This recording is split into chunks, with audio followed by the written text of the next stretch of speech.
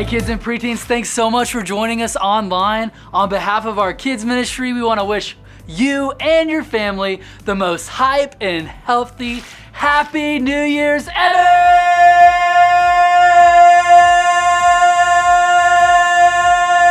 All week long, you have heard from my friends about some God-fearing men and women from the Bible, such as Mary, Job, Paul, Esther, Shadrach, Meshach, and Abednego, and Ruth.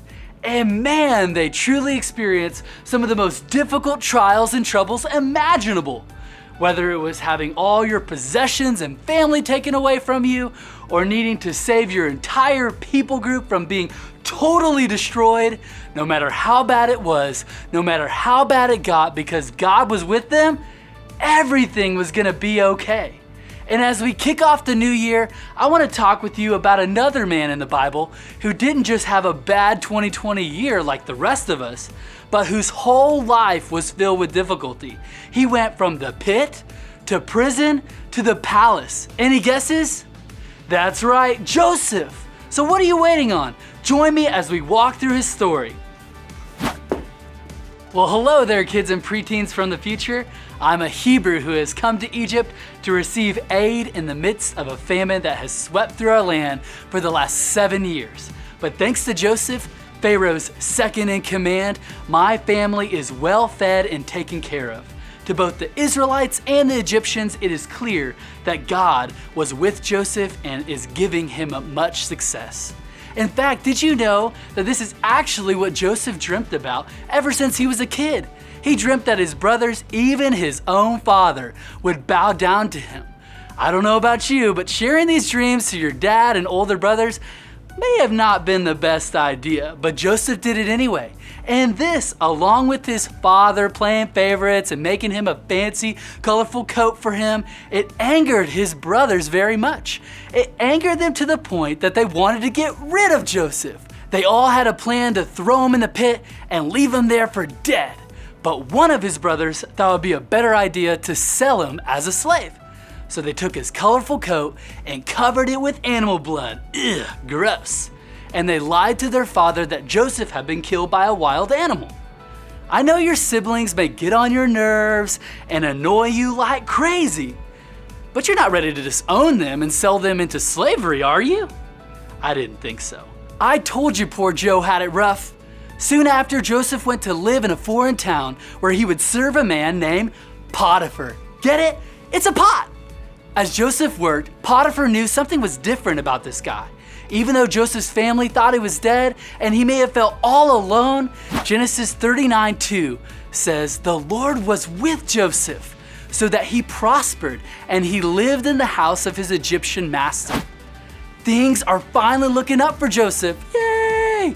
But then Potiphar's wife does something really bad. She lies to her husband and tells him that Joseph did something that he really didn't do. Even though Joseph is totally innocent, Potiphar sides with his wife and throws Joseph into prison for a crime he didn't commit. Kids and preteens, have you ever gotten in trouble for something that you didn't do? Did you ever go to prison for it? I didn't think so. But even in that dark, lonely prison cell, Genesis 39:21 tells us that the Lord was with Joseph. The Lord was with him. He showed him kindness and granted him favor in the eyes of the prison warden. Because God was with Joseph, he helped him interpret the dreams of 3 people, a baker, a cupbearer, and King Pharaoh himself. Joseph told each of the men what their dreams meant. The baker's dream was a bad dream, and it came true. He was released from prison, but he unfortunately died soon afterwards. Blah. Same goes for the cupbearer, but instead of dying, he gets out of prison and goes back to his old job. Yay! But it took 3 years. Let's stop there. The cupbearer forgets about Joseph, the one dude who interpreted his dream and got him out of prison in the first place. Dude, I hear that's a word that you use in the future. I hope I used it correctly. Anyways, in 2020, did you ever feel forgotten? Not invited to a birthday party, or not as many people wished you a happy birthday because the COVID kind of thing got in the way? Let me tell you, you better believe Joseph felt what you felt. Okay, anyway, after 3 years, the cupbearer finally remembered, oh yeah, Joseph. He knew that he could help Pharaoh understand what his dream meant. Pharaoh yanks Joseph out of prison and asks him if he could interpret his dream. I mean, Pharaoh has tried everything and no one is able to tell him what his dream meant. Would Joseph be able to? What Joseph says next is what you people from the future call mic drop. Boom. He basically tells Pharaoh that he can't, but God can. Look at what Genesis 41:16 tells us. I cannot do it, Joseph replied to Pharaoh, but God will give Pharaoh the answer he desires. You see, kids and preteens from the future, I hear that last year was super rough for you guys. COVID-19 came with all sorts of challenges. Lockdowns, quarantine, masks, vaccinations, cancellations after cancellations. I don't know what any of that means, but it sounds horrible. And I hear all this nastiness is following you into the new year. To you, I say the same thing that Joseph said to Pharaoh. You can't, but God can. You can't have an awesome 2021 year by yourself.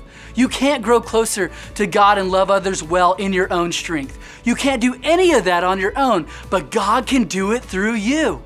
Joseph couldn't interpret Pharaoh's dream on his own. God needed to do it through him. Joseph, in his own strength, couldn't forgive his brothers for all the pain and heartache they caused him. But Joseph could forgive them with God's help. Joseph couldn't, but God could through him. You can't, but God can through you. Wow, kids and preteens. It was so great to learn from Joseph's life that because God was with him, everything was gonna be okay. And you know what? The same can be true for all of us. God came to be with us. He sent Jesus to die on the cross and rise from the dead in order to bring us to him. On the cross, God left Jesus alone for a short time so that we would never have to be alone. Jesus promises that he'll never leave you or abandon you, that nothing will be able to separate you from God's love, but you need to know Jesus first. And once you invite Jesus into your life and follow him, you are forever with God. And because God is with you, you can join Mary and Job and Ruth and Joseph and all the others and say, because God was with us and is with us, it's gonna be okay. He was faithful and good then, and he is the same regardless of all the things we go through now. It was okay then, and it'll be okay now because Jesus is the same yesterday, today, and forever. God was with you in 2020, and because of Jesus, God will be with you in 2021. Love you, kids and preteens. Thanks for watching. See you next week.